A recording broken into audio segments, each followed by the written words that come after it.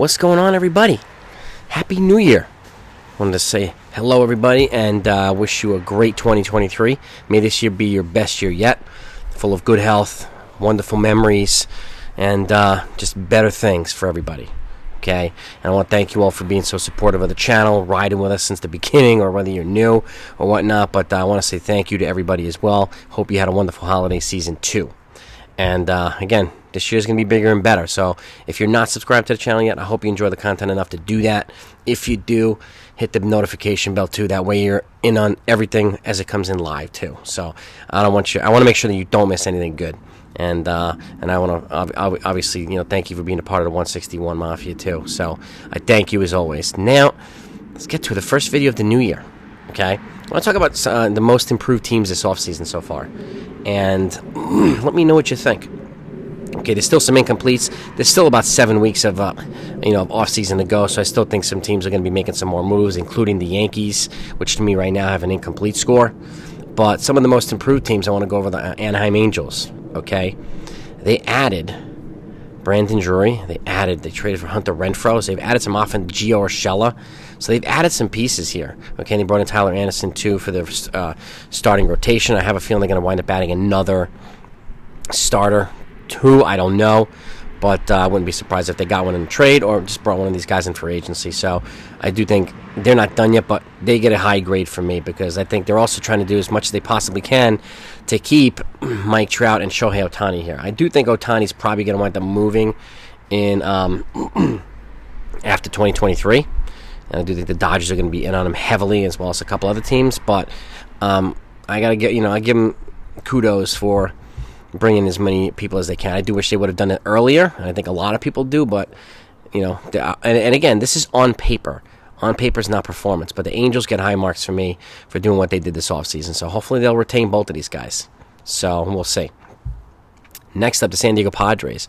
Remember, they also added Xander Bogaerts, to the shortstop, and they've added Mike Carpenter as well as a couple other moves. I don't think they're done either, but adding to what's already a ridiculously stacked team and spending just very aggressively, even if they lose Manny Machado to an opt-out after the season, they, to me, have been one of the more improved teams as well this offseason. So I got to give the Padres some kudos, too, for that. And next up is the Texas Rangers. I mean, they loaded up in pitching.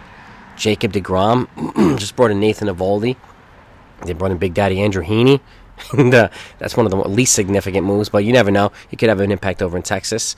And also, they acquired Jake Odorizzi, too. So they made some moves as well. They added to the pitching. Okay, just like the year prior, they added to the offense. So, and I don't think they're done yet either. But to me, they've been one of the most improved teams as well. And pivoting over to the National League again, I'm just going to say the Mets. Okay, yeah, and the reason why is they've been very aggressive. Replacing players with players pretty much immediately. I mean, they went from Jacob deGrom, 2-time Cy Young Award winner, to future Hall of Famer and 3-time Cy Young Award winner Justin Verlander. They added Kodai Senga. They also added Jose Quintana to the rotation, and they've got all these other guys. And if right now they'll vault to probably the higher part of the list if this Carlos Correa situation works itself out and he winds up staying here and stays healthy. He'll seem to be a big addition to this team as well. So, and then the guys that they already have from Canada, Escobar to Lindor to Pete Alonso, who's going to need to be, I think, locked up soon as well on a long-term deal, they, to me, have quietly gotten better, too. Loudly making moves, but effectively, and again, spending what needs to be spent to make the moves necessary. And they've already been one of the best teams in the National League. They're going to continue to be that way for a while.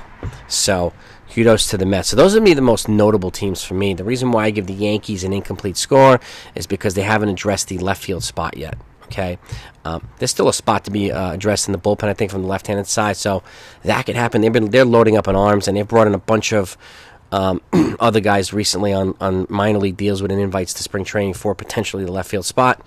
But I think the most significant move again would be either a trade for Brian Reynolds or one of the Arizona outfielders or something like that in order to solidify their spots, not only to get closer to the Houston Astros, but to solidify the spots as one of the most improved teams. I think bringing in Carlos Rodon is a huge thing, okay? And that's a great boon to the rotation. I think he's going to push Garrett Cole, which I think needs to be done. and I think Gerald Cole will push him too. So, but to me, they get an incomplete score until they address this left field situation. So, but they got better one way. I mean, they bringing back Rizzo, bringing back Judge, but it doesn't necessarily make them better. That just makes their payroll higher. So, but we all know the Yankees need to make at least one more move, and they need to solidify one way or another, whether it's Oswaldo Cabrera or somebody else, just to decide on what they want to do for the left field position, because it's open right now. If they're going to go with Hicks, then just tell us you're going to go with Hicks, or whatever it is. So, but I still think there's a move to be made here, and there's still some time to make it. So I'm giving Cashman the time to do it. I mean, and again, they still have 7 weeks. So, and he's made moves in late January, early February before spring training. It's happened before. So, and I wouldn't be surprised if it happens again. So, and again, we know they're at the threshold level, or close to it, $290 million. They do not want to exceed the $293 Steve Cohen threshold for luxury tax. So I get that. So they'll have to shed salary too. But there are moves that the Yankees can make that are addition by subtraction too. So I still think there's some work to do here in the Bronx. But those teams to me seem to be the most notably improved on paper teams. Let me know what you think. Other teams have made moves too. The Cubs, I think, are an honorable mention list to me. I mean, they've done a lot of depth pieces, whether it be Jameson Taillon or bringing some other folks as well, Cody Bellinger. So, on paper, I think the honorable mention, but the impact could be there, but it's not yet. So I put them on the honorable mention list. And any of the teams, I mean, nothing yet, because I give teams like Boston an incomplete. They made some moves, but there's still positions to be filled. The Baltimore Orioles haven't really done much. The Brewers are the only team that haven't done any spending this offseason at all.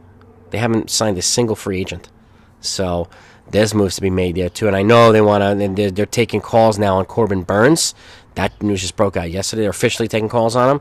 So this could be a pretty busy January and February coming up. So one way or another, I'll keep you informed on everything. But I wanted to go over my most improved teams. Let me know what you think. Am I missing anybody? But those seem to be the most notably improved on paper to me. So anyway, have a great week. Happy New Year again, and I'll talk to you soon.